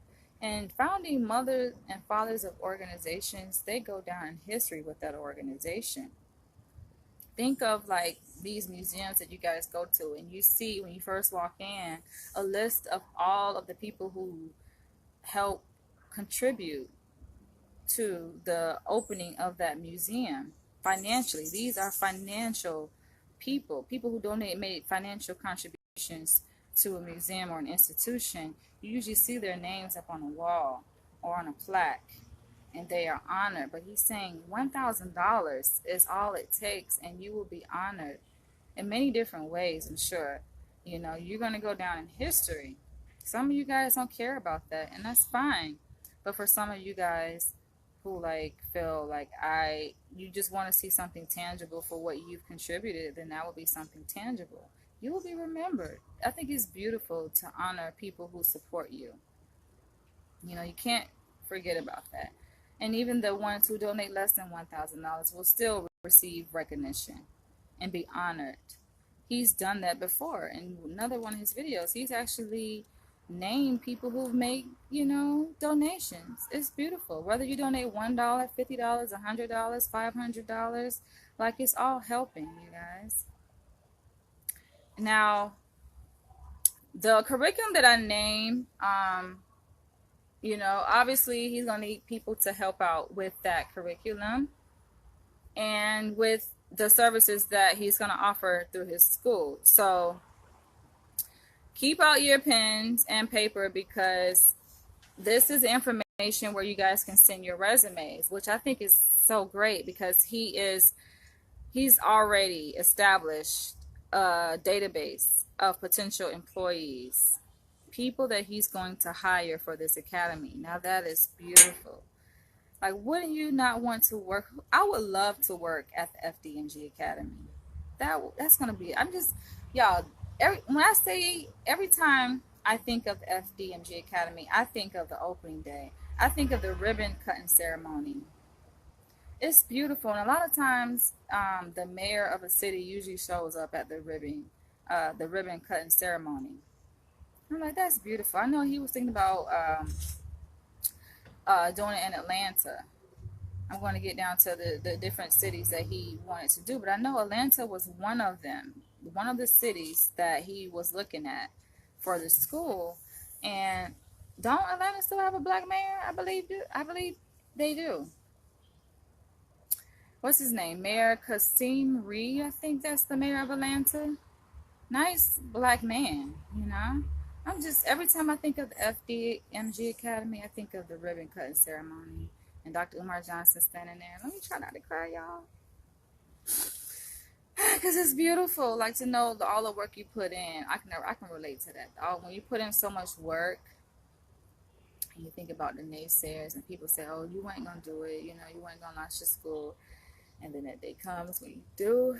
That's why I got emotional last time, y'all. And I'm getting emotional again thinking about it, because these are tears of joy. It's like to see your vision come to life, you know. I'm pretty sure all those negative thoughts is just gonna dissipate and erase when he's there standing there cutting his ribbon to the school. And the mayor of the city gonna be there. Everybody, all his supporters, that shit gonna be like the Million Man March, boy. Whew. And I'm pretty sure it's gonna make mainstream news. It's gonna be beautiful. Whew. Whew. All of that opposition gonna be well worth it. All right, so yes, so he has his database of potential employees that he's considering for this FDMG Academy, and you know, this is all part of the pre-planning phase. You know, I know you guys are just impatient, like, where to school, but there are phases to it, right? And this is he's doing it. You guys say he's not doing nothing, but no, he's collecting resumes. He's putting things in place so that when that time comes, y'all just gonna have to sit back and be like, well damn. I know y'all gonna be try to be funny, but like, about time, whatever. About time. So it don't matter if it take 10 years. It's only been 4 since he started the donations. He started the campaign 2014. So that's still, I feel like it's still good timing. Y'all have to understand, y'all have to have a better sense of time when it comes to an organization, like building an institution.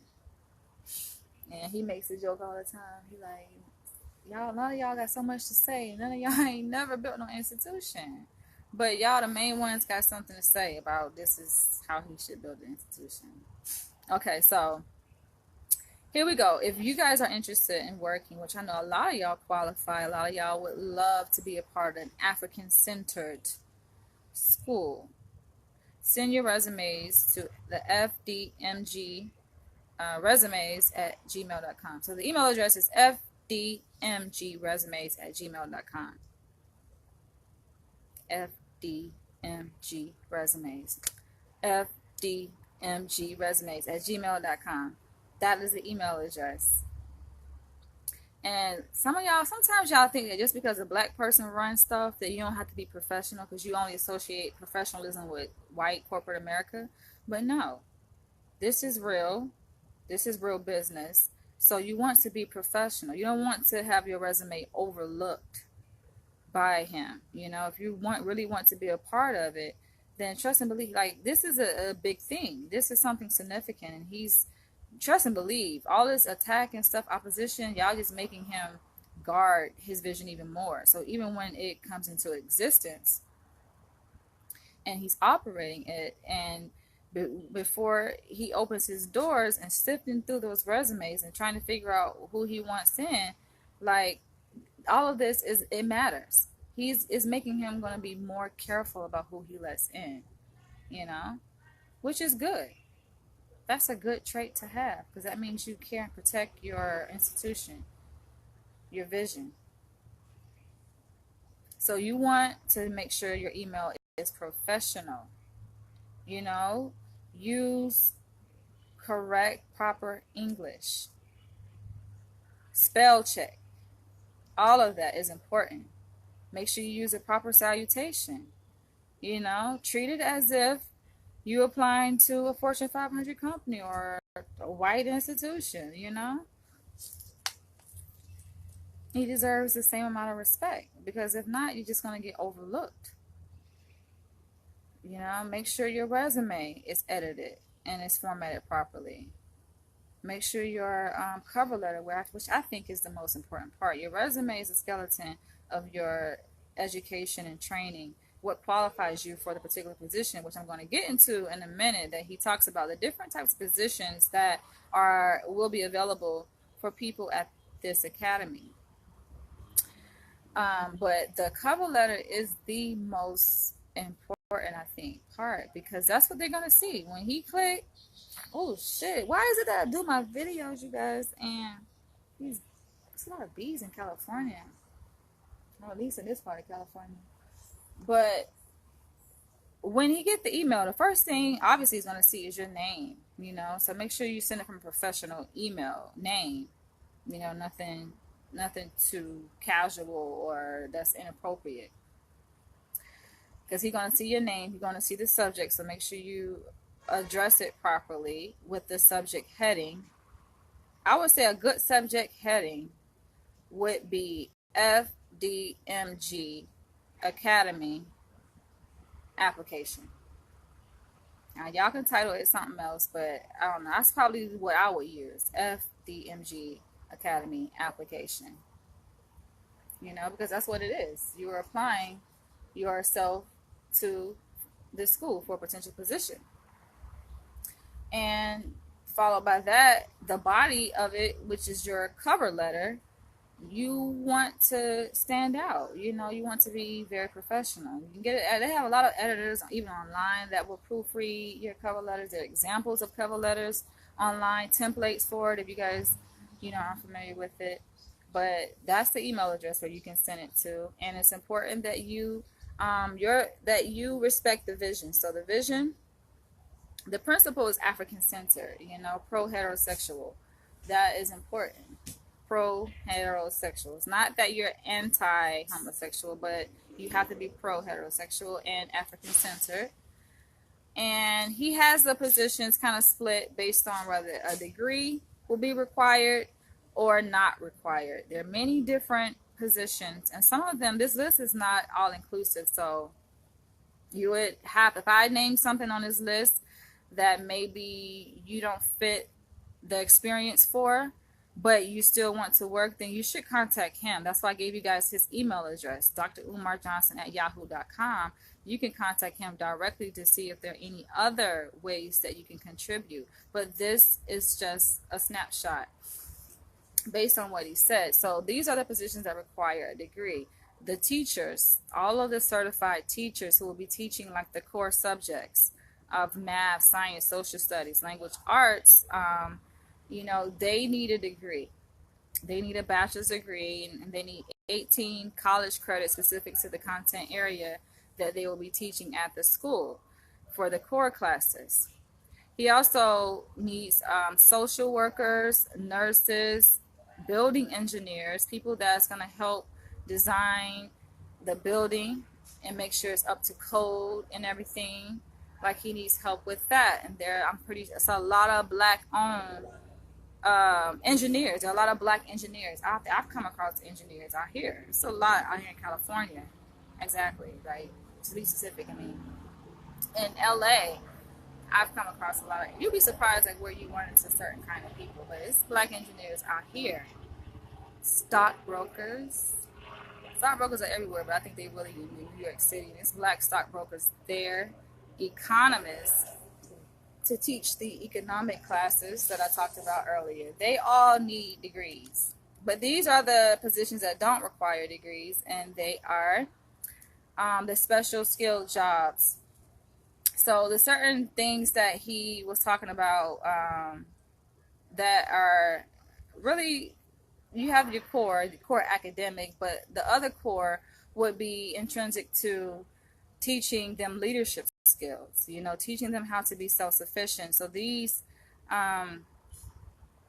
jobs would be like include like the hairstylist, the natural hair care stylist, people who are organic food chefs, organic and raw food chefs, which there are a lot of chefs out here. It's a lot of black chefs that are specialized in organic food, which is beautiful. So he's saying that if you guys are interested, you guys can send your resumes. If you are an organic raw food chef, send your resume to the FDMG Academy. Farmers, people who know how to grow crops and stuff, those people can apply. Like, it's all kinds of jobs. It's a variety of jobs. It's amazing. Janitors, painters, bus drivers, classroom assistants. These are people who don't necessarily need, you don't have to have a degree, but it's a specialty area. It requires a special skill. So again, that list was secretaries, security guards, natural hair care stylists, chefs, who specialize in organic, good food, whole food, farmers, janitors, painters, bus drivers, and classroom assistants. And then for the ones, the degree jobs, the jobs that require a degree, they'll will obviously be the teachers, the certified teachers. But this will be a private school. This is a private school.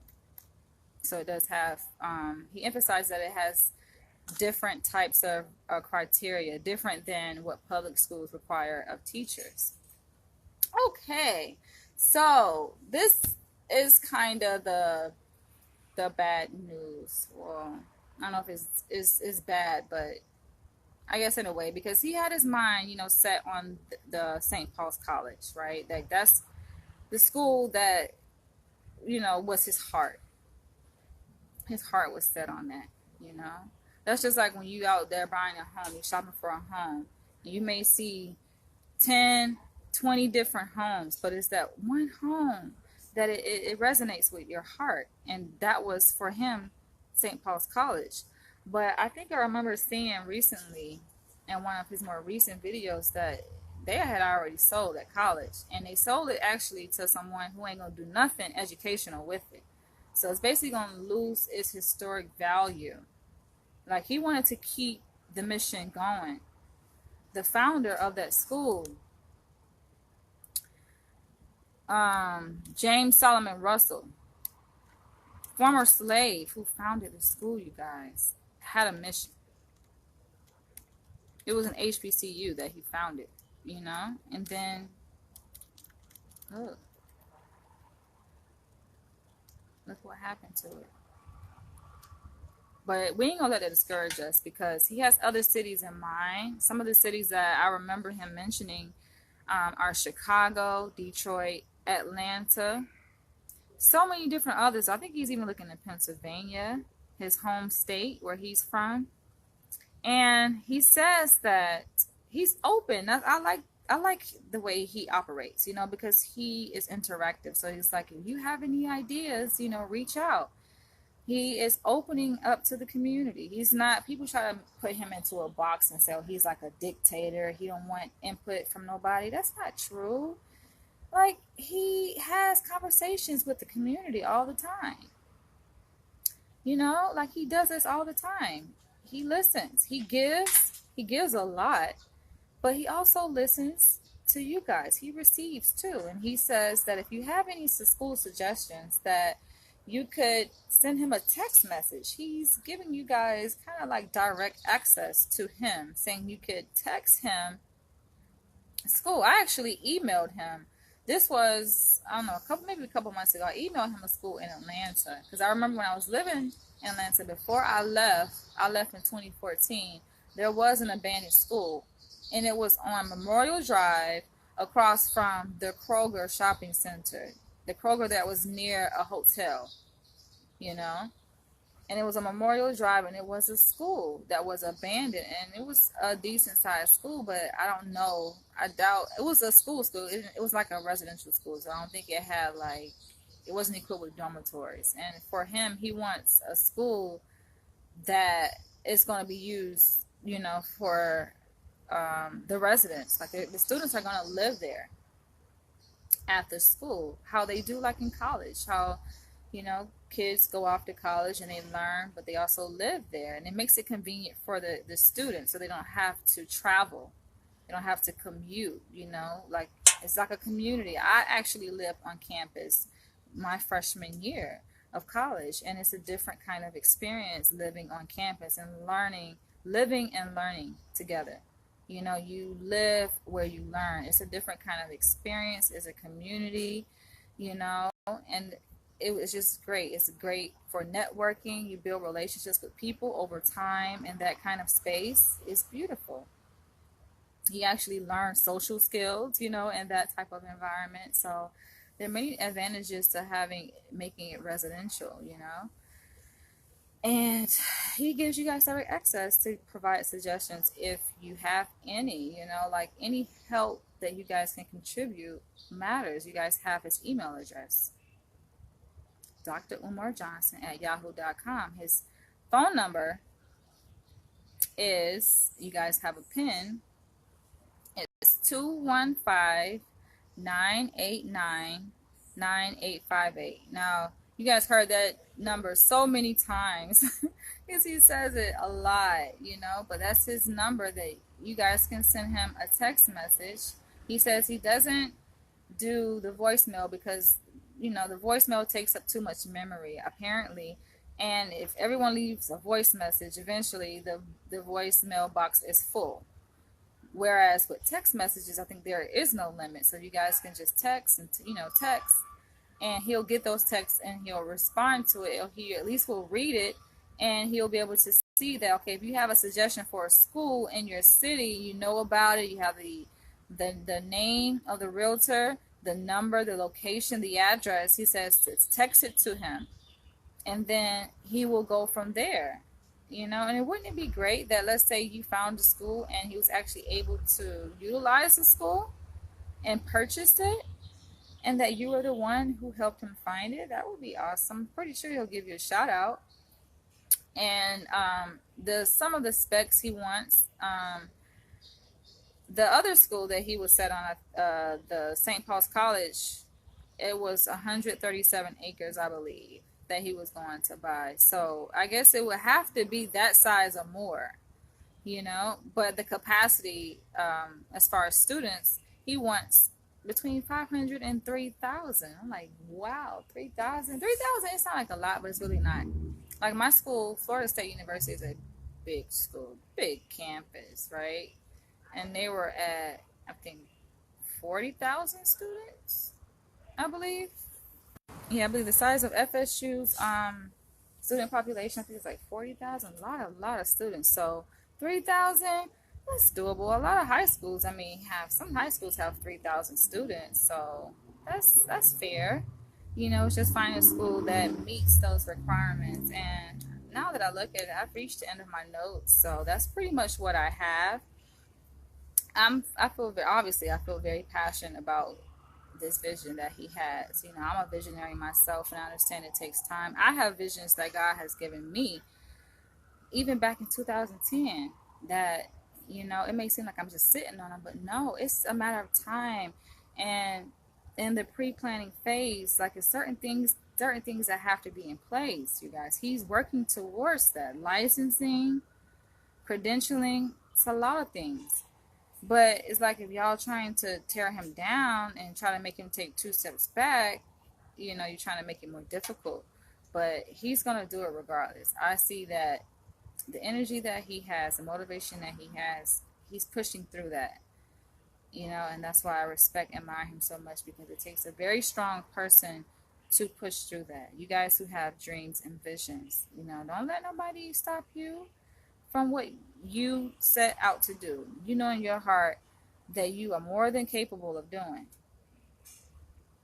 It's going to take time, but it's going to be done. And that's why I shed tears, because it's just, I see that day. I see the opening day. And I would definitely like to be there. You know, if I'm in the U.S. and the school is in the U.S., I'm definitely going to make time to be there at that opening day when they cut that ribbon to the school. It's going to be, oh my gosh, epic, epic, epic, epic, epic. And before I end, I have to say this, because I think it matters. It is Independence Day. A lot of y'all like, you don't want to celebrate it, and that's fine. But I feel like we can redefine these holidays. We can make them our own. Like even Christmas. A lot of black people don't want to celebrate Christmas, but they call it Kwanzaa around that same time, right? And you still give gifts, and you still give thanks and appreciate, you know, the things that you're grateful for. It's different ways we can redefine independence. It don't have to be focused on independence of America. You know, we can be free in many different ways. You know, we can free ourselves as African Americans psychologically to be able to exist not only in our bodies but in America and live free, walk around unapologetically African. That's Dr. Umar Johnson. He's a great example for that. You don't have to feel ashamed to be bold, to have a bold vision as this that he has, you know, and go at it full force. Some people are afraid. They get a vision, but they will never go to social media and to ask for help. You have to have some humility to be able to do that. He has that humility. He's demonstrated that over and over again, asking for help. Sometimes I know, I recognize it gets frustrating for leaders sometimes, because they're like, come on, how much I gotta ask you guys? You know, why haven't you guys just donated the $5 million? You know? But I do think it takes everyone's contribution on all sides, you know. We talk about, okay, what can we do? Something crawling on my foot. But we talk about what can we do? Right? Everybody wants to contribute, and they're trying to find ways they can help. And what can we do more, right? As a community, we all have to contribute in every way possible. And then many of you guys hold Dr. Umar Johnson responsible as well, right? Because he is, you know, and some things I know that he can do, that he is doing. But I would also like to see the website. Like we need a website. We need a virtual home, right? Because I know you're trying to get the physical home for the community, this institution, but we need kind of a virtual home, because people just live on their phones, man. They live on their phones. It's right there in their hand. That's how people stay connected.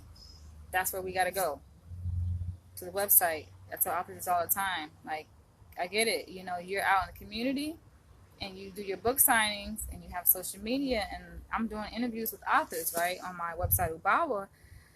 You know, they give me a really good interview, and I'm like, okay, where can people reach you, you know? And they're like, okay, they can just contact me on Facebook. And I'm like, but you need a website. You need a website. That's so vital to your success as an author. That's part of your brand.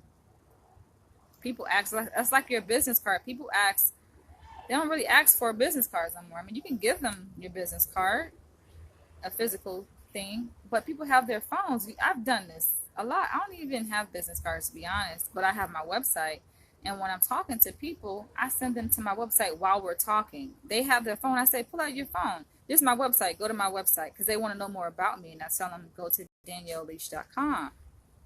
And then they can find all my social networks on there, the contact page. They can contact me, email me. Then they can reach out to me that way. But just to have a website, I think an app is even better than a website because there are certain features within an app that allow you to stay more connected to your following. And then the app is like the cool thing to do. When people click on the little button, the icon on their homepage on their phone of your app, it takes them right to the app. Everything they need to know is right there on the app. And even within apps, is there are features where you can build a membership, a community, which is so important. I think yes, Facebook is great and it allows us to connect, but it's something to having your own platform separate from these other platforms who oftentimes they pick and choose sometimes. You'll have a good strong following on Facebook, on YouTube, but they got their own little internal community standards and they want to sit up here and try to control how you run your own membership, how you run your own community within their community. And so they can delete your account. Thank God it hasn't happened. Cross our fingers that it hasn't happened on Facebook. We don't want that to happen. But what if, God forbid, he loses his Facebook account? Which I don't think that should happen, because Facebook, out of all the platforms, is supposed to be a place where we can be ourselves, we can express ourselves. But I know I can tell y'all firsthand that Facebook has a bad reputation of deleting people's accounts after you've built up a massive following. They will just snatch that shit away from you, and that is a painful feeling. I've been through that. It hurts. So I'll be the first to say that yes, having your separate platform that you can regulate, because you create your own policies on your website, you create your own terms and conditions, whereas on Facebook you have to abide by their terms and conditions. It's different. On YouTube, you have to abide by their terms and conditions, and they can use it to their advantage how they want to. That's their code of ethics that they use to their advantage. So we don't want to fall victim to that. But aside from that, like, I believe it can be done. It's gonna be done. I have strong faith and belief in the vision, and I'm doing what I can to support. I can encourage you guys to do what you can to support. And it starts with believing, not feeding into the negativity. Because I can tell that the way some of y'all responding to this negative feedback towards Dr. Umar Johnson and all this opposition, y'all are folding. I can tell that y'all do that same thing with y'all visions. Y'all allow people to come in and tell y'all what y'all can't do. Family members, friends, people you don't know on social media. You may put out an idea that you have on social media and somebody comment and you get discouraged and you give up. You can't be that kind of person. You gotta stay the course, stay strong, and allow people's difference of opinion to challenge you and to think deeply about your purpose and why you're doing it in the first place. Sometimes it takes us back to where we started in the first place, and I'm glad that I did this, took the time out to do this video, to even before I did the video, to go back to where it all began in 2014 with his vision that he shared with the Black community and with his fundraiser that he launched. And I just really have strong faith. And before I end, I have to say that I know a lot of y'all be like attacking Donald Trump, right? Y'all don't like him as a president.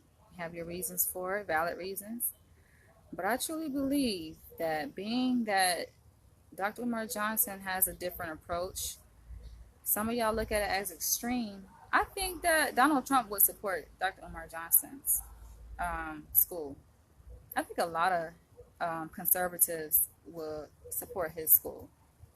A lot of conservatives, a lot of Confederates, people that you would least expect, like you think that they're not going to support just because they're white, or they may come off as white supremacists, or Confederates, or conservatives. But I don't think that's true. I think people are, number one, tired of black people making up excuses for why they can't do this and why they can't do that. People want to see black people do well.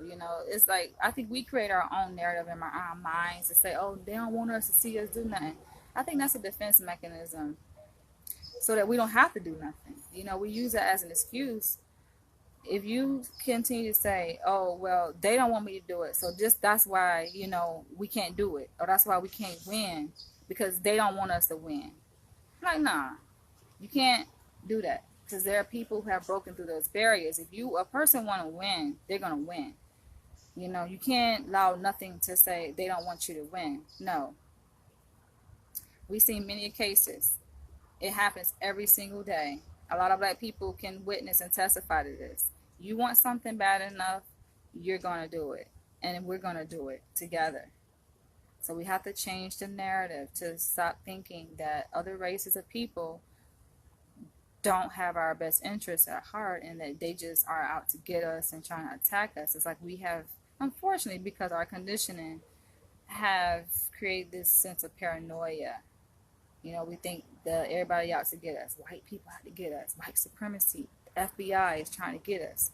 So that can interfere. Think about it. If you have a vision to do something, but you think the FBI trying to attack your vision, or you think white people are going to try to come in and tear it down because of what they did in Tulsa, Oklahoma with the first Black Wall Street, then that's going to be making it more difficult for you to even bring your shit to life, because in your deep down inside, it's almost like, what's the point? You trick your own mind into thinking that what's the point? Because it's going to get torn down anyway. So you don't put in that. If you think what's the point, right, and you're doubtful, you don't even put in as much effort.